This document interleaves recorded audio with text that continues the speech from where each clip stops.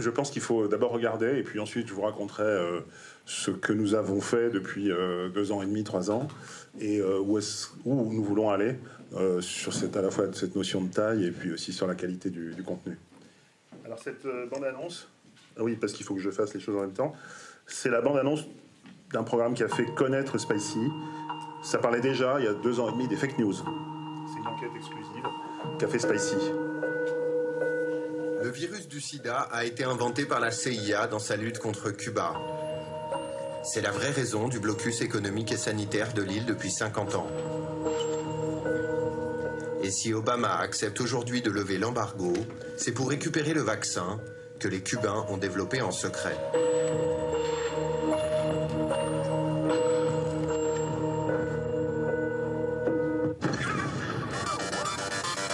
Ce film, qui a été vu des milliers de fois sur Internet, c'est un mensonge.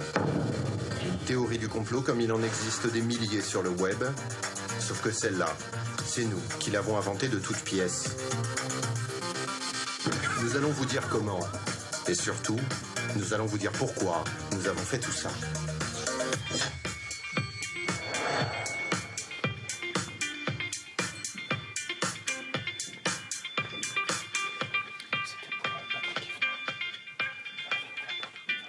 Alors, Spicy, pourquoi je voulais montrer ce document, ce programme, c'est que c'est un des premiers programmes qui a fait connaître Spicy à l'extérieur du monde du net. C'est un programme qui a été ensuite utilisé par nos amis de Canopé dans la lutte contre les fake news. C'est une enquête que nous avons fait qui a duré 8 mois, où on expliquait déjà comment fonctionnaient les fake news, avant que ce soit à la mode, autour du thème des complotistes. Et avec des technologies d'écoute sur le web, on a reconstitué le parcours et la création et la logique économique des fake news. Et c'est pour vous dire que l'intérêt d'avoir une plateforme indépendante, c'est vraiment de choisir des sujets en dehors de ce qui est l'actu. Et ça a été pour nous à la fois une énorme reconnaissance, puisque quand l'Éducation nationale s'en est servie, il y a eu derrière, et si vous allez sur le site, vous verrez Thomas Huchon, qui est le réalisateur de ce doc, qui a fait de l'éducation et qui a été formé des profs à la lutte contre les complotistes, qui a ensuite formé des élèves à travers la France. Il y a eu plus de 250 réunions. C'est pour montrer que quand on a des sujets originaux, forts, souvent en avance par rapport aux agendas éditoriaux, on gagne non seulement en termes de notoriété, mais aussi en termes de crédibilité. Derrière cette démarche sur les fake news, on a continué sur le thème des complotistes. Et je vais, si tu peux bien me tenir le micro, oui, bien sûr. vous montrer la dernière production qu'on a faite sur les complotistes. Je vais repartir sur la page d'accueil. Voilà, ça s'appelle Unfair Game. Alors Unfair Game, c'est une enquête sur l'élection de Trump. Pourquoi on en est particulièrement fier? Parce que d'abord, c'est le travail qu'on a fait sur les complotistes qui a continué pendant de nombreuses années à l'intérieur de la catégorie investigation. Et ensuite, c'est aussi la démonstration de, voilà si ça part, de la ligne éditoriale et de la continuité dans laquelle on a été. Si ça se charge... je vais profiter du temps de chargement. Heading to Iraq. Well, you headed to Syria? Yes, heading toward Syria.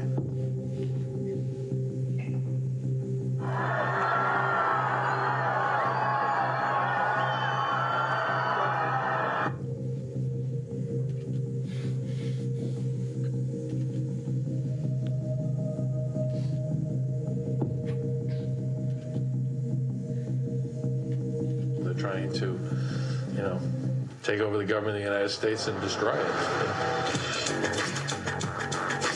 Certainly the Trump camp saw something in the American electorate that the Clinton campaign and the media certainly did not see. Thank you. The political system in America is so broken right now because of the special interest money which floods campaigns. Black culture is best culture. They try to pander to the alt-right. We're not used to politicians or press people just sort of straight up lying. This is technology disrupting politics, and it's not just politics, it's democracy.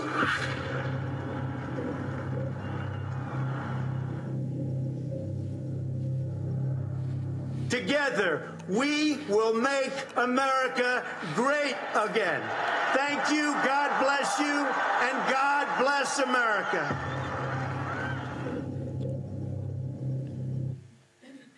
Ce documentaire est sorti sur Spicy il y a maintenant plus de 6 mois. On y dénonçait déjà tout ce qui est aujourd'hui au cœur de l'actualité, à la fois Steve Bannon, Breitbart, Robert Mercer. C'est construit avec des enquêtes, avec des journalistes de The Atlantic, du Guardian, de ce qui se fait de mieux en matière d'analyse politique et technologique aux États-Unis. Toutes les mécaniques des fake news, des dark pages de Facebook qui étaient décryptées bien longtemps avant que ça soit en une de l'actualité. C'est pour ça qu'il est sorti en salle aux États-Unis, un distributeur qui l'a pris sous son aile et qui l'a renommé Trumping Democracy. Et il est en train de vivre sa vie à la fois en salle aux États-Unis sur la plateforme Amazon. C'est le cœur de la démarche de Spicy, donc des contenus originaux, une capacité à avancer sur des sujets parce qu'on pense qu'ils sont forts et à consacrer le temps en termes d'enquête.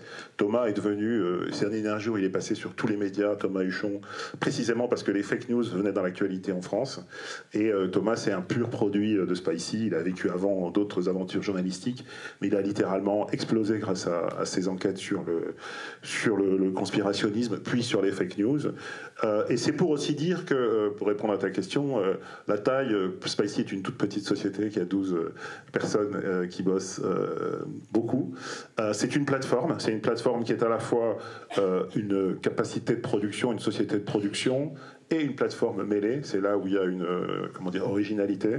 Et c'est une volonté d'avancer sur un certain nombre de grands thèmes en amont, et puis aussi de construire une communauté. Et donc on a à la fois cette capacité à faire ces programmes exclusifs que vous avez vus, et aussi une communauté qui nous accompagne, qui s'appelle les Spicers. Alors, avant d'aborder peut-être les Spicers, Spicy, c'est combien de contenus disponibles ? En tout, aujourd'hui, on a plus de 70 heures originales. C'est-à-dire qu'on fait beaucoup de choses qui sont que pour nous. C'est le deuxième pari, c'est d'être exclusif. On fait aussi un peu de curation, c'est-à-dire qu'on prend des thèmes, on achète des documentaires qui correspondent aux thèmes qu'on a explorés, qui éclairent ou qui complètent, mais relativement peu. Et puis, on fabrique beaucoup de programmes courts parce que ça anime, notamment sur Facebook, notre communauté de fans, puisqu'on fonctionne sur un principe d'abonnement. Alors il y a un certain nombre de programmes qui sont accessibles gratuitement, parce que c'est absolument important que les gens puissent goûter à l'expérience avant de s'abonner.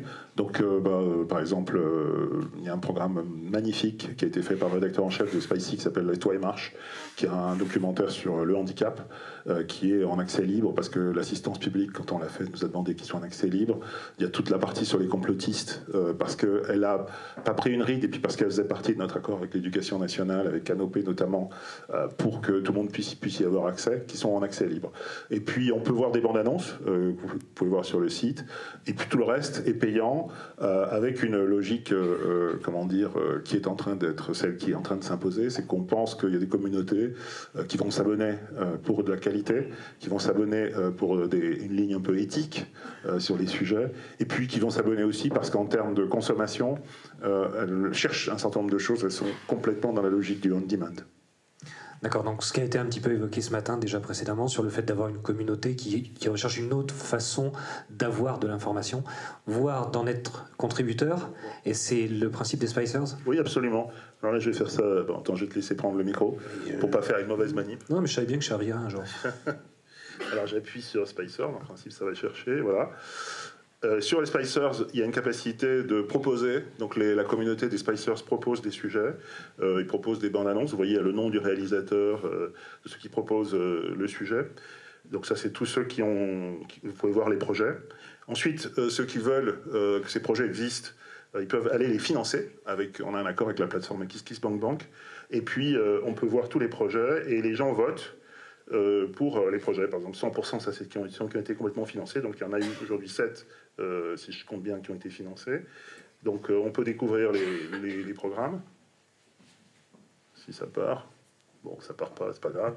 Il y a toujours un peu de temps mais vous avez vu le principe, voilà. Hein.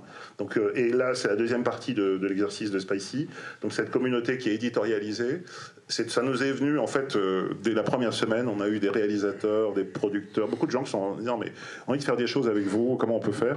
Et tous les indépendants, notamment des jeunes qui avaient envie de traiter des sujets particuliers. La difficulté qu'on avait, c'est que c'était pas nécessairement dans notre ligne anticipée, parce qu'on a 3 grands thèmes qui sont l'investigation, les portraits de personnalités qui gagnent à être connus, et puis toute une partie lifestyle, divertissement. Il y a des sujets qui sont arrivés qui n'étaient pas connus, et puis on était un peu devant une envie de le faire sans avoir les budgets pour le faire, et donc on a réinventé une partie de l'offre de Spicy en disant ben là c'est la logique de la communauté, ceux qui ont envie de faire un projet, qui ont déjà une petite bande-annonce, l'upload, ils décrivent leur projet, on fait voter ceux qui aiment ce sujet, et puis si jamais il y a suffisamment de votes, on cofinance. Et avec le crowdfunding, on prend les droits pour le distribuer sur Spicy. Et les premiers programmes qui sont arrivés étaient un premier réalisateur qui avait un sujet sur les homosexuels en Corée. On ne savait pas trop si c'était dans notre cœur d'offre, parce que c'était de l'investigation, mais c'était un thème qu'on maîtrisait mal. Et puis il a proposé sa bande-annonce, et c'est devenu No Gay in Korea. C'est un assez beau programme très personnel, très intime, de quelqu'un qui découvre un peu cette communauté en Corée. Ça a mobilisé beaucoup de gens qui ont voté pour, et ils ont aussi voté pour que le film se fasse. Et il est sur Spicy. On a au fur et à mesure aussi découvert des réalisateurs ou des gens qui avaient des choses à apporter, à chaque fois avec un contrôle éditorial sur la même ligne, toujours en essayant de voir si ça peut rassembler des publics. Et vous voyez, il y a eu beaucoup de choses différentes qui sont en train d'être financées. Là, on montre ceux qui sont en train d'être financés en ce moment. Il y en a qui je sais pas, Welcome to Conakry, Tour du monde de la culture et de la beauté et de l'apparence féminine. C'est des choses qui sont au cœur de ce qui intéresse notre public, donc c'est très intéressant. Et ça complète ou ça enrichit, on va dire, l'offre de Spicy, qui est une offre premium. Et cette offre-là, effectivement, comme elle est cofinancée, elle est accessible à tous ceux qui sont membres de la communauté. Il suffit qu'ils s'enregistrent et ils participent à l'histoire de Spicy. Donc ce sont c'est notre fanbase, quoi, on va dire, en français, en franglais. Alors, producteur et distributeur, est-ce qu'il y a une volonté d'aller plus avant dans le rayonnement de la marque ? Oui, en fait, ce qui s'est passé, c'est que comme on a des programmes originaux, il y a un certain nombre de gens, notamment des distributeurs, qui nous ont approchés, et on s'est rendu compte qu'on avait une capacité à faire des programmes qui sortaient des cadres traditionnels. Donc, par exemple, l'enquête sur les complotistes est passée en Suisse sur la TSR, sur la RTBF, elle est passée au Canada, dans le monde francophone. Elle a vibré, alors que nous, on pensait que c'était un sujet très français. Mais en fait, avec tout ce qui s'est passé sur le net, c'est devenu une enquête un peu emblématique. On a beaucoup de programmes qui ont été rachetés par des chaînes internationales. Donc on a une troisième voie, une troisième ressource qui aujourd'hui sont les reventes internationales, qu'on n'avait pas totalement anticipé, qui n'était pas forcément dans la logique du modèle, qui était d'abord un modèle payant par abonnement. Et puis là, maintenant, même la sortie en salle, on a des programmes qui sont passés sur Amazon aux États-Unis. Par exemple, celui qui s'appelle Two Black Men a Week. C'est un programme qui a été fait par une réalisatrice française qui a enquêté sur la formation des policiers américains, qui est d'une extrêmement grande violence. Mais personne aux États-Unis, manifestement, n'avait fait ce reportage ou n'avait osé le faire.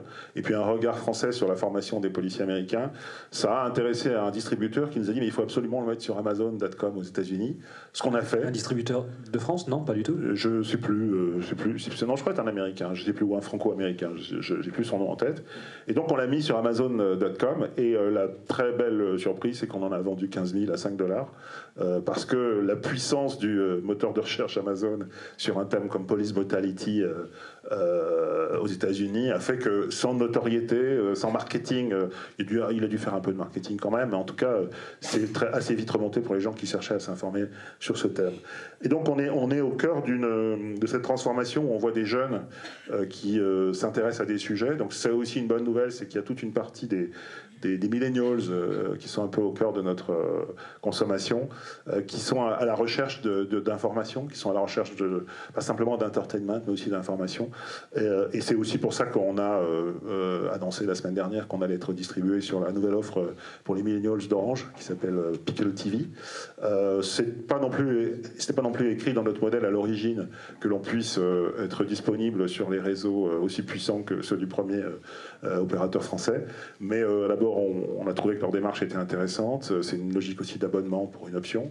Et ensuite, ça nous permet d'avoir une beaucoup plus grande exposition sur les écrans télé. On peut effectivement voir Spicy sur sa télé si on est un petit peu geek. Mais c'est aussi une manière de toucher un beaucoup plus grand public qui peut chercher du contenu. D'accord. L'offre de Spicy, elle est visible donc sur smartphone, sur tablette, ordinateur, bien évidemment. Est-ce qu'il y a eu une réflexion autour de ce qui peut être innovation, ne serait-ce que dès le tournage? Est-ce que ça a été pensé pour être tourné avec un écran qui est comme ça où ça flippe? Ou est-ce que vous avez d'abord la création, l'innovation rentre en ligne de compte dans l'écriture, ou c'est après que ça s'intègre? J'ai tendance à dire les trois, en général, c'est une toute petite équipe. Il n'y a pas les cloisonnements qui peuvent exister. C'est vraiment la logique de la start-up, qu'on est tous dans la même pièce. Ensuite, l'ouverture psychologique qui est de dire ça se fait pas, ça n'existe pas, parce qu'Antoine Robin qui a fondé Spicy est quelqu'un qui veut toujours tout faire bouger. C'est vraiment le fondateur type de start-up. Il a aussi bossé avant dans la presse et dans la pub. Jean-Bernard Schmitt aussi a travaillé à la fois en télé. Et l'idée, c'est vraiment de bouger les murs. Donc s'il y a quelqu'un qui arrive, et c'est arrivé par exemple à un producteur français qui nous a proposé une visite dans la jungle de Calais en réalité augmentée, on va dire, et on l'a fait parce que ça nous a plu. Je ne sais plus s'il est dans la salle, mais en tout cas, ça nous a plu et ça avait du sens. Voilà. Si ça a du sens, la technologie est au service du projet. On ne va pas faire parce que ce qui était intéressant, en l'occurrence dans cet exemple-là, c'est que ça montrait bien ce que c'était que la jungle de Calais. Il y avait des restaurants afghans, il y avait une zone afghane, enfin il y avait un mode de vie qu'on ne voyait pas dans les reportages traditionnels, donc ça valait le coup de faire l'exercice. Ceci dit, la réalité, c'est que notre plateforme n'était pas spécialement faite pour cette interaction, donc ça a fonctionné sur PC, et on n'a pas eu le temps de développer la partie téléphone mobile, donc on pouvait l'utiliser sur les écrans traditionnels de l'Internet, pas sur les mobiles. Après, la problématique de prendre des risques, on la prend à fond en produisant des contenus. On ne s'est jamais interdit des réalisations originales si ça avait une valeur. Par exemple, on a fait un reportage documentaire assez dur qui a été primé plusieurs fois sur la politique d'immigration du gouvernement australien. Alors ça a été fait à partir de témoignages de gens qui sont sortis de ces espèces de camps d'internement qui existent dans des îles qui entourent l'Australie. Et il y a eu un moment donné pour le réalisateur un vrai problème, c'est qu'effectivement on ne pouvait pas filmer, c'est-à-dire qu'il y a un vrai contrôle d'image, puis les gens qui sont là, on leur a tout enlevé quand ils rentrent, donc ils n'ont pas de moyens. En revanche, ils ont raconté l'histoire, et immédiatement le réalisateur et l'agence et nos partenaires se sont dit bon, on va faire de l'animation. Parce qu'on ne peut pas avoir d'images, mais les témoignages sont véridiques, on les a vérifiés, ils sont corroborés, donc on va illustrer. Donc on a fait de fait un doc avec de l'animation, donc ce qui est tout à fait dans l'esprit de ce qu'on a pu voir ici, dont on parle ici depuis de nombreuses années, et ça a été construit comme ça. Pour la logique du téléphone mobile, on a fait une app, parce qu'on sait que c'est très important, notamment pour ceux qui consomment l'app, mais on est vraiment dans du browsing avec de l'adaptative, enfin quelque chose qui s'adapte sur tous les supports avec le web.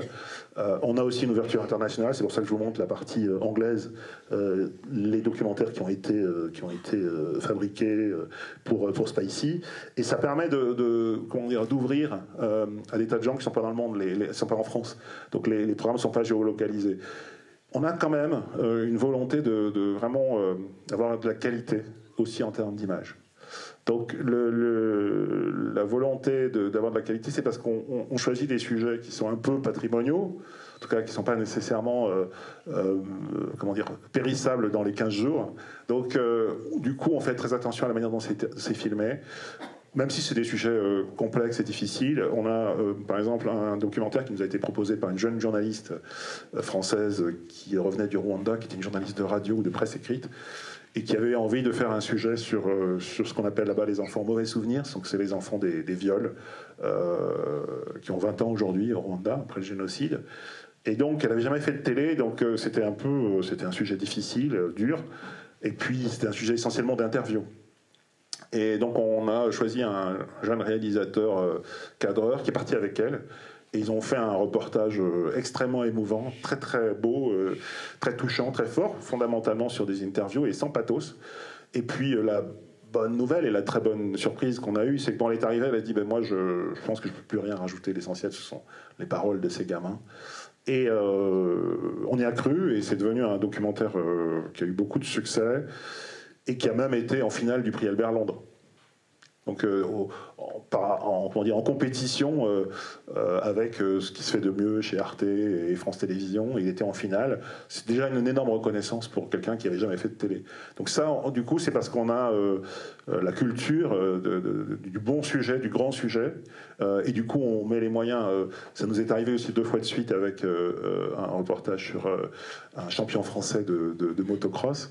Et là, il y a une communauté qu'on ne connaissait pas, des gens qui aiment le motocross, qui se sont déchaînés parce qu'on n'avait jamais vu le motocross filmé comme ça. Je vous invite à aller le voir si ça vous intéresse. C'est filmé comme si c'était des gladiateurs.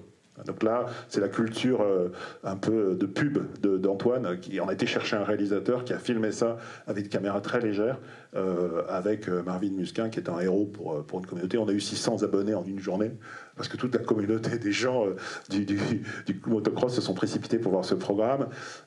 Et c'est en train de se passer avec un autre programme qu'on fait actuellement sur les communautés, sur un type absolument formidable à Los Angeles, qui élève des gamins des rues, qui passent leur vie en skate, et puis à partir du skate, il les ramène dans le droit chemin, entre guillemets.